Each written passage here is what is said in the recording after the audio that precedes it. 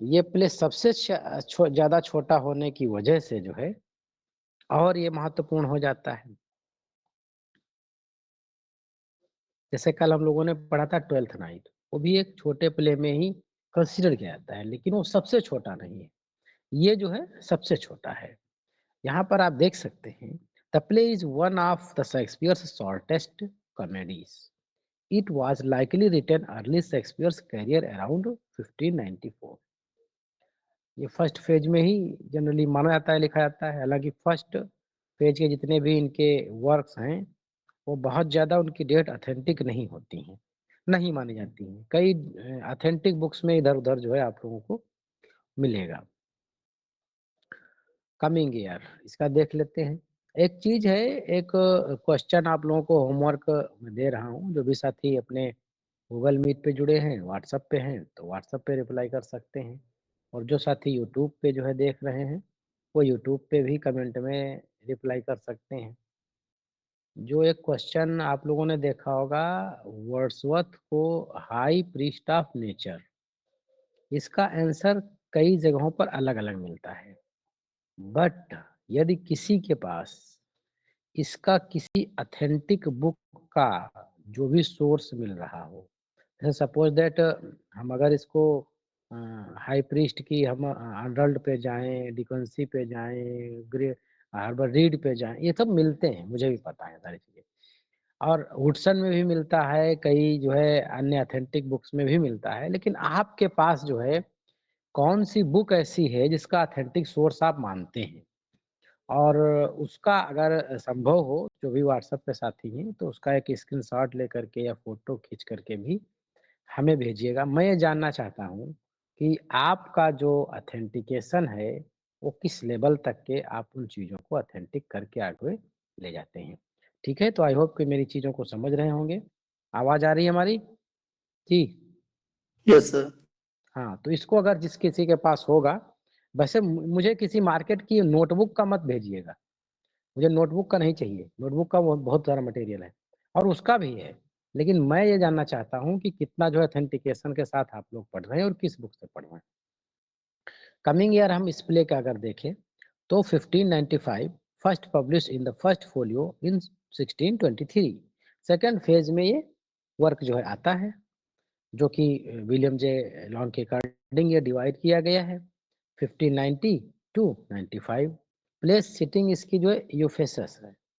हालाँकि जो इसका रेफ़रेंस आता है, सिराकूज़ का भी आता है, लेकिन मोस्टली जो इसकी स्टोरी सेट होती है, वो सूफेसस में ही इसकी स्टोरी सेट होती है।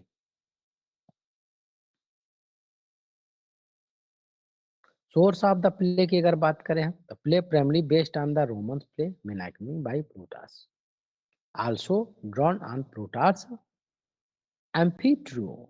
एक ये भी इन्हीं का वर्क है ये, तो मीनाकमी जनरली फेमस है। अगर उसके अलावा कहीं से क्वेश्चन घुमा है, तो ये भी पूछा सकता है इन्हीं का। नंबर ऑफ कैरेक्टर्स इसमें टोटल 19 है, जिनमें से जो फेमस कैरेक्टर हैं हमने यहाँ पर दे रखे हैं। सोलोनियस ड्यूक है जो, यूजेस एक मर्चेंट है सिराकूज के, जो गलती से नहीं, वो अपने बेटे को ढूँढते-ढूँढते जो है यूफेसस में आ गए हैं। और 2 जुड़वा भाइयों की ये कहानी है और एक जो है यूफेसस में रह रहा है, दूसरा भाई जो है सिराकूज में है उसका। होता है कि एक शिपरेक होता है, शिपरेक में जो है इनका एक लड़का जो ये है इसके यूजेन यूजेन का एक लड़का और इनकी जो है पत्नी, ये दोनों जो है बिछड़ जाते हैं और बिछड़ के जो है वो कहाँ चले जाते हैं पता नहीं, लेकिन ये ढूँढते-ढूँढते उनको यूफेसस आ रहे हैं। वास्तविकता यही होती है कि यूफेसस में उनका लड़का वो रह रहा होता है। और उनकी पत्नी भी जो है वहाँ से जब बिछड़ती है, तो वहाँ पे वो नन बन जाती हैं। हालाँकि इनको ये नहीं पता है कि वो कहाँ पर है, कैसे हैं, लेकिन वो ढूँढते-ढूँढते यहाँ पर आ जाते हैं। नियम ये होता है यहाँ का एफेसस का कि जो सिराकूस और उनके बीच में एनिमिटी है, जैसे कि अपने पड़ोसी मुल्क से भी कुछ रहती है। तो यहाँ पे नियम है कि अगर कोई आएगा तो उसको जो है मृत्युदंड दे दिया जाएगा। लेकिन ये बेटे को ढूँढते-ढूँढते वहाँ पहुँच जाते हैं। वहाँ पे ड्यूक जो है, जो सोलिनस हैं, इनसे कहते हैं कि तुमको जो है मृत्युदंड दे दिया जाएगा, तुमने जो है ये सारी चीज़ें जो है वायलेट करी हैं हमारे नियमों को। तो अपनी दास्तां बताते हैं कि ऐसा-ऐसा हमारे साथ में हुआ है। तो उनके ऊपर जो है तरस खा जाते हैं सॉलिनस और उनसे कहते हैं कि जो है हम तुम्हारे लिए इतना कर सकते हैं कि अगर तुम्हें मृत्युदंड हम नहीं देंगे तो इतना तुम्हें रैंसम देना पड़ेगा। मतलब इतनी फिरौती, तुम्हें दंड जो है इतना जो है भुगतना पड़ेगा, इतने पैसे जमा करना पड़ेगा और उनको समय दे देते हैं कि इतना समय है तुम्हारे पास, तुम जाओ और अगर अरेंजमेंट करके राजकोष में जमा कर देते हो, तुम बच जाओगे, वरना तुम्हें जो है मौत दे दी जाएगी। यहीं पर जाता है, ये इसको अरेंज कर रहा होता है और फिर पीछे से जो है इनका जो लड़का एक है एंटीफोलस, एंटीफोलस जो है यहाँ पर 2 हैं, एक सिराकुस में रह रहा है और एक जो है यूफेसस में है और यहाँ पर ड्रोमियो ये भी 2 हैं, एक सिराकुस में है और एक यूफेसस में है। ये दोनों अटेंडेंट हैं, क्लाउनिस कैरेक्टर हैं ये। एक अटेंडेंट जो है यूफेसस का है और एक अटेंडेंट ड्रोमियो जो है सिराकुस का है। बाल्थाजार कैरेक्टर पिछले भी कई वर्क में हम लोगों ने देखा है इसको। यहाँ पर एक मर्चेंट होता है, एंजेलो है, गोल्ड स्मिथ है और पिंच कैरेक्टर ये स्कूल मास्टर है और ये बहुत महत्वपूर्ण कैरेक्टर है, पूछा भी गया है। इमलिया जो कि योजन की वाइफ है, शिपरेक में बिछड़ जाती है, माना जाता है कि ये मर गई है, लेकिन जो है ये नन बन जाती है वहीं पर, कहाँ पर? एफेसस में जाकर के, एब्बेस में होती है। एड्रियाना वाइफ है एंटीफोलस इफोसस की, एफेसस की जो है ये वाइफ है और लुसियाना उसकी सिस्टर है, जो बाद में जो सिराकूज के एंटीफोलस से इसकी शादी हो जाती है। ल्यूक ये कैरेक्टर जो है इम्पोर्टेंट है, ल्यूक कैरेक्टर भी है, पूछा गया कैरेक्टर है किसी बोर्ड में। इस तरह से जो है ये कुछ छोटे कैरेक्टर हैं, कम कैरेक्टर हैं, लेकिन ये महत्वपूर्ण कैरेक्टर सारे हैं। कहानी लगभग हमने बता ही दी। जब उसको जो है ड्यूक कहते हैं कि तुम पैसा एकत्रित करके दो और वहीं पर जो है जो ये होता है सिराकूज का एंटीफोलस वो भी आ जाता है और यहाँ पर कई मिस्टेकन आइडेंटिटी होती है। अंगूठी लेने जाता है, वो ऑर्डर देता है, वो लेता है, फिर पैसा उससे माँगता है। एक जो है वहाँ पर मिस्ट्रेस भी है, वो कुछ वादा उससे कराती है यूफेसस वाले से, फँस जाता है एंटीफोलस वाला। एड्रियाना जो है अपने यूफेसस के चक्कर में जो है सिराकूज वाले एंटीफोलस को पकड़ के खाना-वाना खिला देती है। यहीं पर मामला जो है फँसने लगता है। गोल्ड स्मिथ से पैसा-वैसा लेके आता है, उससे रिंग लेता है, चेन लेता है। एंटीफोलस यूफेसस ऑर्डर करता है, ले आता है एंटीफोलस सिराकूज वाला। तो वहाँ पे मामला ड्यूक के वहाँ पहुँच जाता है कि भाई हमारा पैसा नहीं दे रहे, वो कहता है हमने तो लिए नहीं है। मिस्टेकन आइडेंटिटी हो जाती है, दे देता है दूसरे वाले को और वहीं पर जो है उसके जो पिताजी हैं यूजेन, उसका भी मामला चल रहा होता है। इधर एंटीफोलस जो है ये भी पहुँच जाता है, यूफेसस वाला, सिराकूज वाला भी वहीं पहुँच जाता है और फिर जो है मामला वही नन एब्बेस जो होती हैं महिला, वो भी वहाँ पर मैटर कुछ पहुँच जाता है। तो सारे लोग जो है एक साथ में आ जाते हैं, आइडेंटिटी रिवील हो जाती है और सब मामला जो है प्ले हैप्पी एंडिंग में हो जाता है। हालाँकि ये प्ले जो है फार्सिकल प्ले है, फार्सिकल चीज़ें वो होती हैं जहाँ पर इतना ज़्यादा जो है कॉमेडी क्रिएट की जाए कि ऑडियंस या जो लिसनर्स हैं, वो जो है पेट पकड़ कर के हँसने वाले हो जाएँ।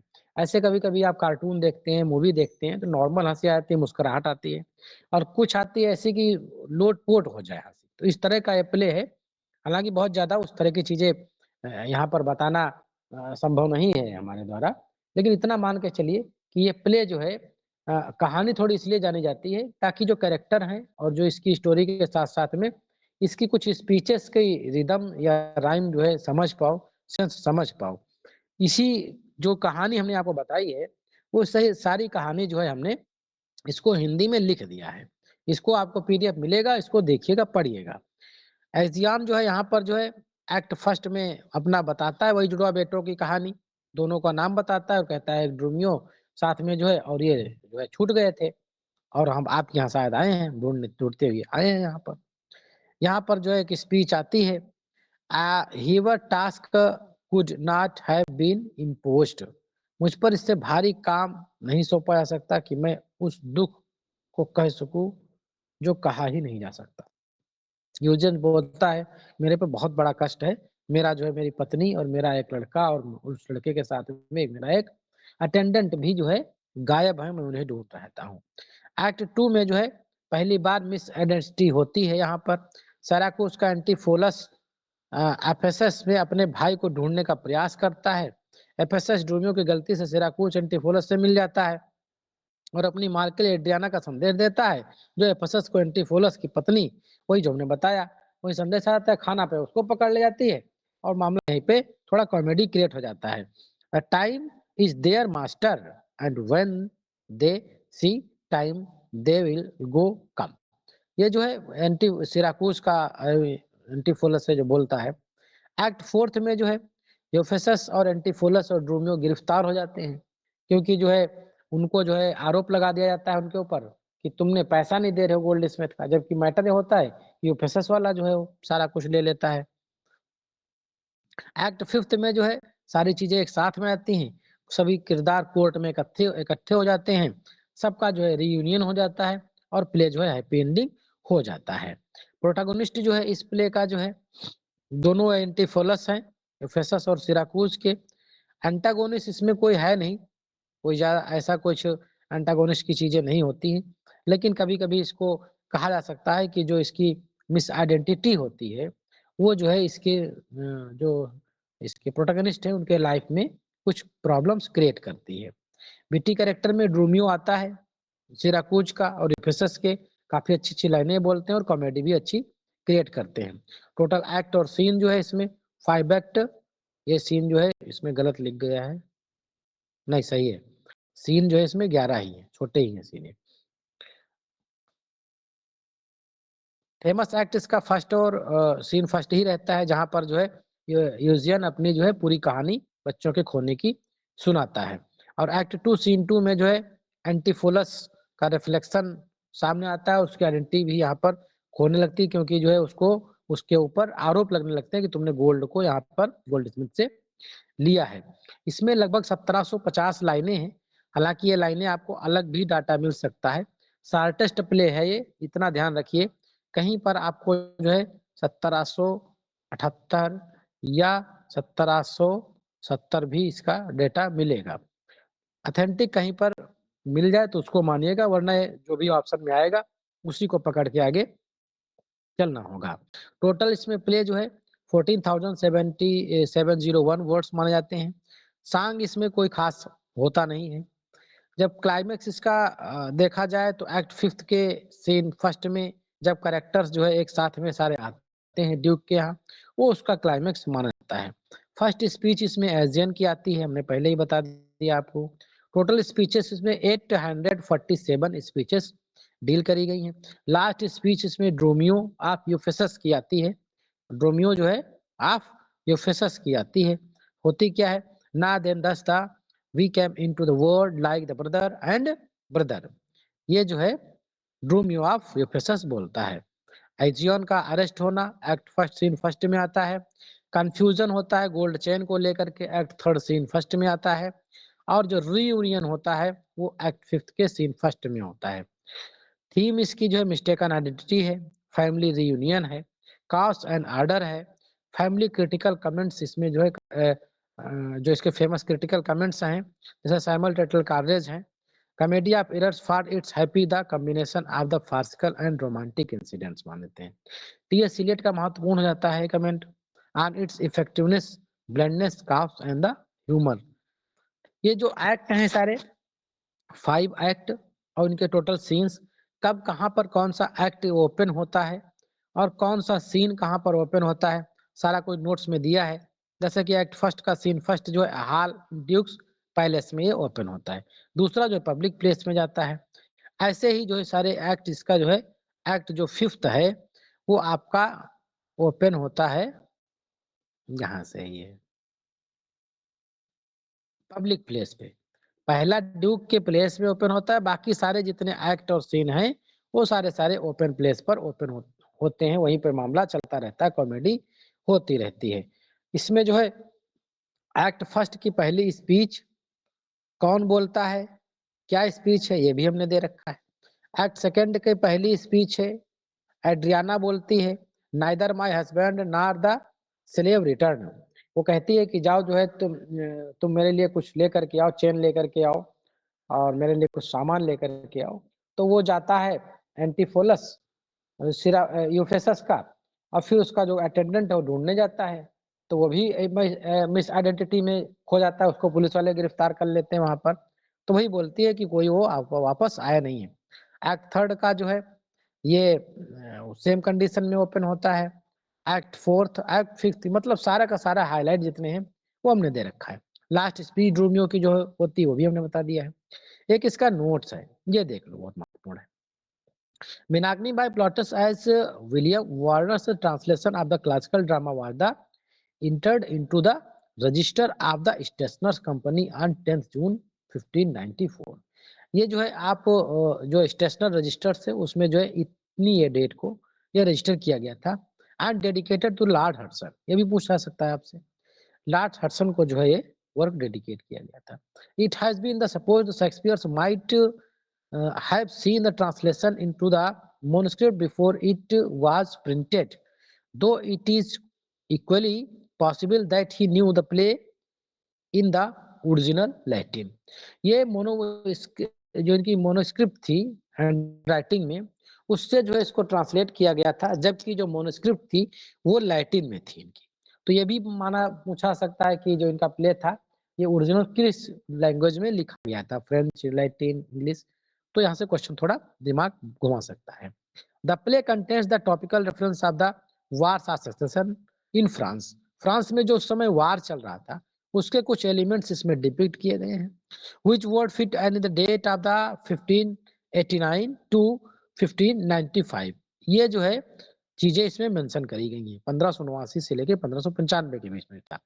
Charles Whitworth argue that the Comedy of Errors was written in the later part of 1594। The play was not published until appeared in the first folio in 1623।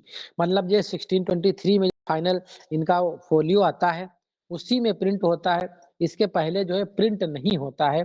जबकि 94 में जो है ये स्टेशनर्स में रजिस्ट्रेशन इसका होता है, और तभी माना जाता है कि परफॉर्मेंस भी का वो तभी होता है। तो इस तरह से जो है इसके जितने भी महत्वपूर्ण फैक्ट हो सकते थे कॉमेडी ऑफ एरर्स पे हम लोगों ने डील कर लिए हैं यहाँ पर। अब जो नेक्स्ट जो हमारा सेशन होगा वो जो है इनके जो रेस्ट प्ले बकाया रह गए हैं, जैसे पेरिकल्स है, टेम्पेस्ट है, कुछ और महत्वपूर्ण है एक दो,